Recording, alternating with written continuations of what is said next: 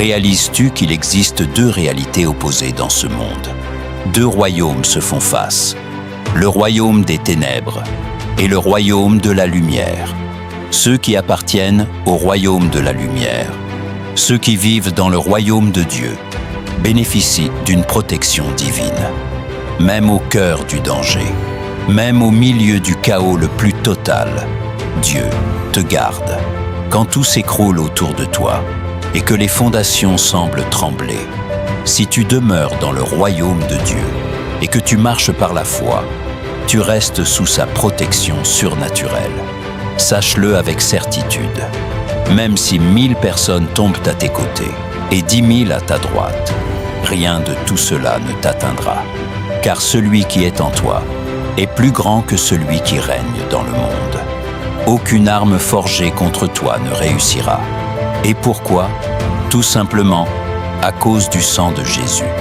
Le psaume 121 le déclare. L'Éternel est ton protecteur. Il est l'ombre qui te couvre à ta droite. Le soleil ne te brûlera pas le jour, ni la lune la nuit. L'Éternel te préservera de tout mal. Il gardera ton âme. Il veillera sur tes allées et venues, dès maintenant et pour l'éternité. Que signifie tout cela? C'est très simple. Dieu est notre défenseur. Sa main droite, puissante et juste, est à la fois l'épée et le bouclier.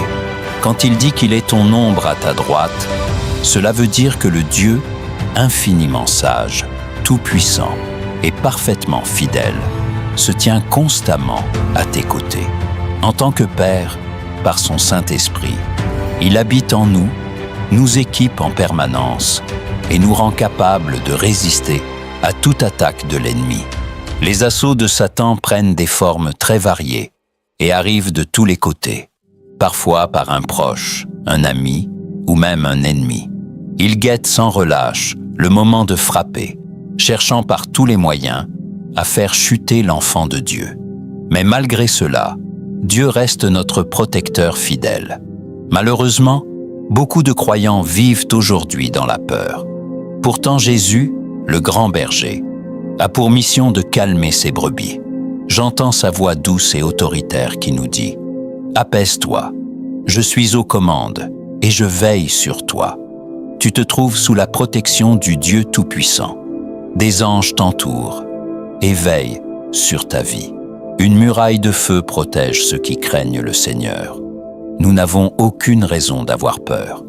Aucune calamité n'atteindra ta demeure. Dieu te protège.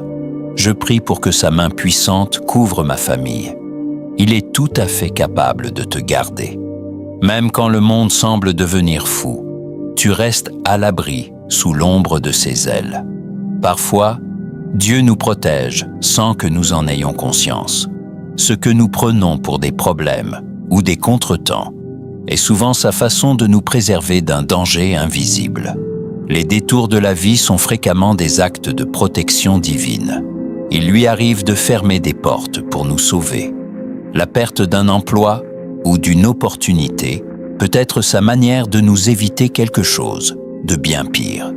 Il retire parfois des personnes toxiques de notre entourage pour notre bien.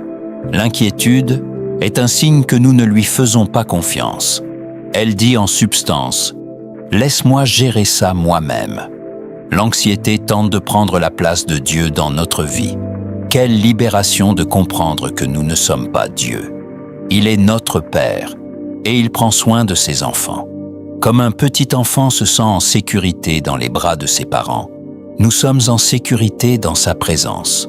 Peu importe ce que tu traverses en ce moment, Dieu est avec toi. Il ne te délaissera jamais. Si Dieu est pour nous, qui pourrait réussir contre nous? Nous sommes plus que vainqueurs. Rien ne pourra nous séparer de son amour. Alors, fais-lui confiance, même au milieu des tempêtes. Abandonne tes soucis, reste calme et reconnais qu'il est Dieu. S'inquiéter, c'est placer sa foi dans le pire scénario possible. La plupart des choses qui nous angoissent n'arrivent jamais. Dieu accorde sa grâce jour après jour. Tes pensées construisent ton existence. Les pensées négatives répétées deviennent des forteresses, mais elles peuvent être transformées. Tu as le pouvoir de renouveler ton esprit. Les pensées qui tournent en boucle creusent des chemins dans ton cerveau, mais tu peux en créer de nouveaux en te concentrant sur la vérité. Prends captive chaque pensée et soumets-la à Christ.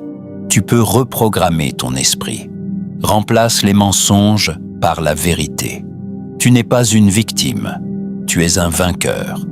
Attendre Dieu n'est pas une punition, c'est une période de préparation.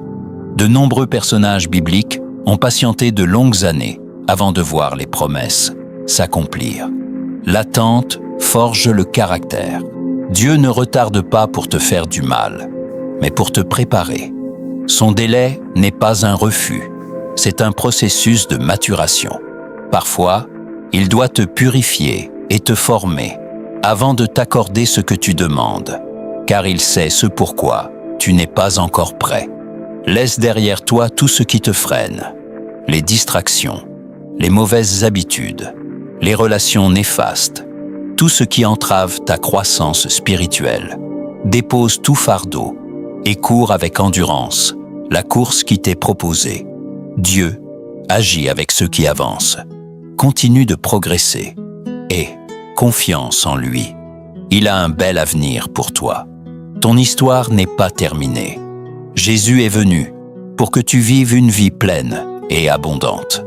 Remets-lui ton existence et il t'apportera liberté, sens et paix profonde. N'est-ce pas impressionnant d'être à un carrefour dans sa vie? Un carrefour, c'est le moment de choisir. Continuer tout droit, tourner à droite, à gauche ou faire demi-tour. L'angoisse vient souvent de la peur de se tromper, que ce soit dans le choix d'un conjoint, d'une carrière ou d'un déménagement.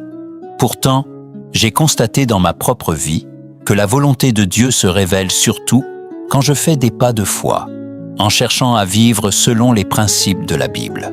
Même si Dieu m'a parfois parlé clairement, la plupart du temps, c'est un cheminement dans la foi.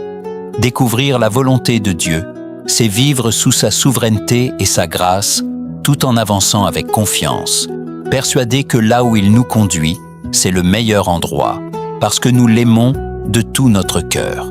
Les petits pas de fidélité mènent à une marche stable et durable. Cette marche avec Jésus commence simplement par mettre un pied devant l'autre. C'est une longue obéissance dans la même direction. La foi demande un pas, pas forcément un signe spectaculaire. Jésus nous dit « Suis-moi ». Ne te préoccupe pas des obstacles, du rythme ou de l'inconnu. Garde simplement ton regard fixé sur moi et je te guiderai. Dieu veut te délivrer, mais cela nécessite que tu fasses le premier pas. Nous obéissons à sa parole, puis nous contemplons son action. Souvent, il nous demande de bouger un peu, et c'est là qu'il intervient puissamment. Dieu n'en a pas terminé avec toi. De grandes choses t'attendent encore. S'il t'emmène dans des eaux profondes, il ouvrira un chemin. Mais il faut d'abord que tu avances. Quand la confiance en Dieu est faible, on veut tout contrôler et tout savoir à l'avance. C'est souvent la source du stress. On trouve que le rêve tarde trop. Tu ne peux pas imposer un calendrier à Dieu. Tiens fermement à la promesse et abandonne ton propre plan. Plus ta confiance grandit, moins tu as besoin de tout connaître par avance. Dieu te donne ce dont tu as besoin au fur et à mesure. Il éclaire la prochaine étape quand tu te mets en mouvement. Si tu attends une carte complète avant de bouger, tu risques de rester paralysé. Mais Dieu agit souvent comme une lampe torche, juste assez de lumière pour le pas suivant. C'est exactement ainsi qu'il a guidé Abraham. Va, et je te montrerai en chemin. Sans la foi, il est impossible de lui plaire. La foi, c'est faire confiance pour la prochaine étape, sans avoir toute la vue d'ensemble. Nous voulons souvent un projecteur, mais Dieu nous donne une lampe. La route qui te met au défi est celle qui te transforme. Les épreuves développent la discipline et la résilience. La foi, c'est choisir de faire confiance à Dieu, même quand l'avenir semble incertain. Tu n'as pas besoin de tout comprendre. Fais-lui simplement confiance. Au bout du chemin, t'attend la maison du Père. Dieu envoie ses anges pour protéger les siens. L'ange de l'Éternel campe autour de ceux qui le craignent. Il donne ordre à ses anges de te garder dans toutes tes voies. Même dans le feu ou en prison, ses anges interviennent. Tu n'es jamais seul. Il existe une réalité spirituelle invisible à nos yeux. Les anges de Dieu œuvrent en ta faveur. Un seul ange peut mettre en déroute des armées entières. Tu es entouré et protégé. Michael est l'ange guerrier, Gabriel le messager et Lucifer l'ange déchu. Il existe bien une guerre spirituelle, mais la lumière de Dieu triomphe toujours. Daniel pria, et Dieu envoya aussitôt de l'aide. Mais une résistance spirituelle retarda la réponse, jusqu'à ce que Michael intervienne. Même quand tu ne vois rien, ta prière est déjà en action. L'aide est en route. Continue donc de prier. Continue de faire confiance. Même sans voir encore les résultats, Dieu travaille dans les coulisses.